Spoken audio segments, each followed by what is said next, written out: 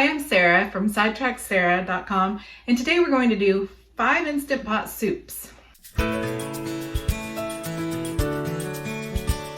really love making soup in my Instant Pot because it's typically pretty easy.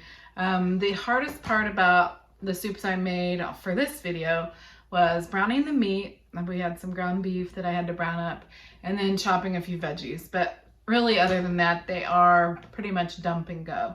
So I had to chop some cabbage for one of the soups and some green peppers for a couple of them and some onions. But you know, that's not hard stuff. That goes together pretty fast. It would be really simple to put all of these soups in a Ziploc bag ahead of time, like to prepare for the crock pot or the Instant Pot. Or you can just do it on the same day. So anyway, let's get started. I'll show you the first one. We're going to get started with potato soup, followed by white chicken chili, followed by broccoli cheese soup, and then stuffed pepper soup, and then lastly hamburger soup. Okay, to start with, we're going to do the potato soup, and I peeled several potatoes. I'm trying to think how many I peeled, maybe 10. I do have a recipe that I follow, but I oftentimes double it, so I will link to the recipe below of how I did this one, and I will keep you in the know on that. But anyway, I peel them and then I slice them, and then I quarter those slices, as you can see. And it's, you know, it's not a long process. I do have a favorite peeler that I use that makes it go much faster. If you've never tried a Rada peeler, you should definitely try one. I'll link below to it. And then, of course, there's 3 stalks of celery that I'm going to chop up. I'm not real particular on them being tiny. You know, I like fast chopping, as you can see. And then I like to put ham in it when I can. I don't always use ham, and this is just one of those like hams you can shave, but it works. It's not, you know, I would probably rather use a spiral or bacon or something, and sometimes I only use bacon, or sometimes I only top it with bacon, so you know, that's interchangeable, but ham does give it a little bit better flavor. And then in the pot you can see I had already put some broth and onions, and now I'm going to just go ahead and add all the ingredients I just got ready with the onion and the celery and the ham.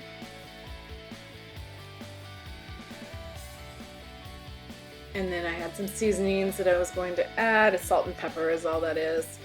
And give it a good stir and put your lid on.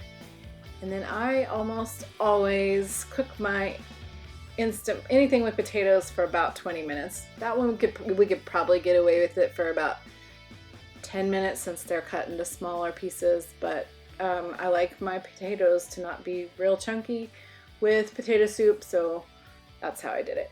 And then afterwards, after you let the steam out, I think I do a quick release one if it's done for 20 minutes. I add a couple of large handfuls of cheese and stir that in.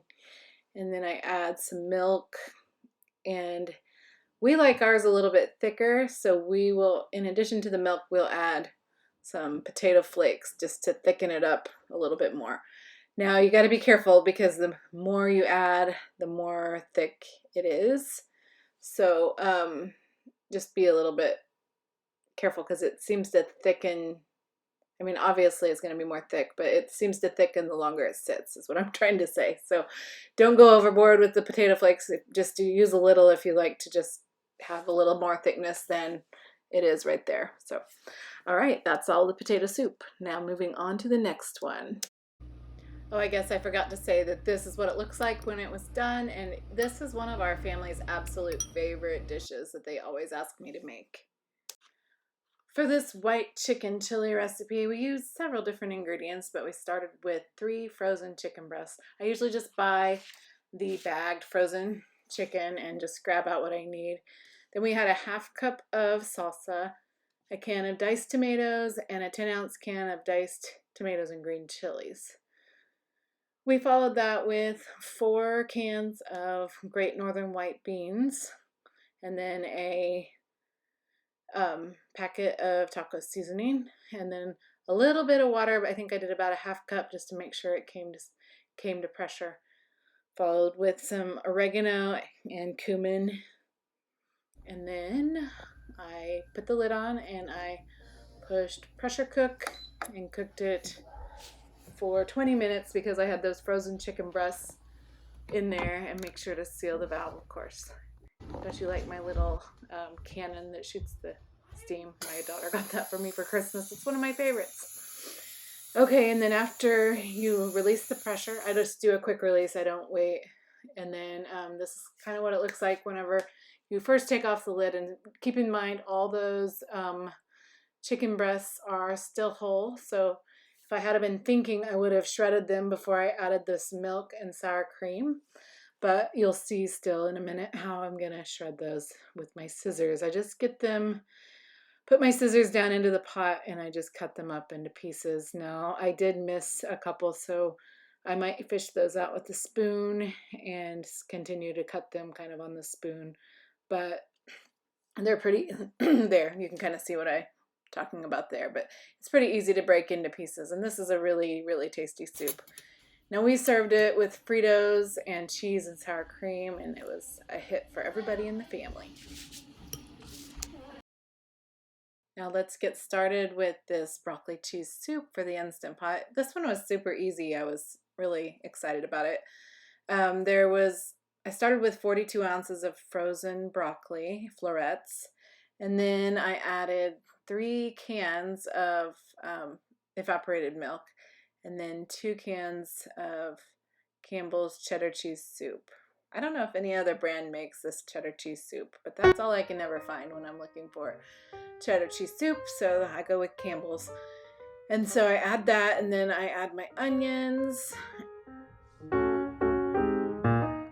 and then I do a teaspoon of garlic powder and a little bit of pepper, 1.5 teaspoons of black pepper, and I just stir it around. Now, with this recipe, I had a little bit of a trouble.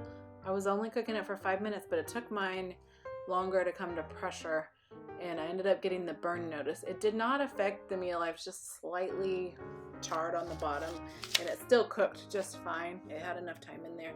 So just be warned, you might get that, but you can open it if you do and just really scrape the bottom with your spoon and try to just get that cook time taken care of. But I think it's because of the milk product, so I might have to look into seeing why that happened. But as you can see, it looks really good. The longer it's in there, the longer the broccoli kind of disintegrates, but that makes it even better.